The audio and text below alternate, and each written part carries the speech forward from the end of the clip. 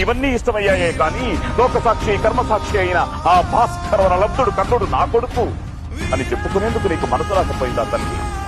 కనీసం ఎవడో దిక్కులేని బిడ్డ నాకు దొరికాడని నీ పెద్దలకు చెప్పి స్తన్యమిచ్చి లాలించి ఉంటే నా బ్రతికిలా నక్కలు పీకిన కలేపరమై ఉండేదా అమ్మా?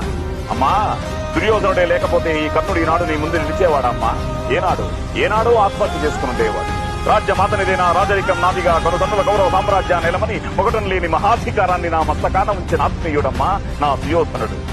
పాండవులతో సమరానికి సుయోధనుడికి సైన్యం ఎంత అంటే ఇంత అని నన్ను చూపి కర్ణుడే నా సైన్యం నా బలం, కర్ణుడే నా సైన్యం నా బలం, నా జనం నా ప్రాణం, నేనే కర్ణుణ్ణి కర్ణుడే నేను అని చాటిన మహామానసుడమ్మా నా రారాజు.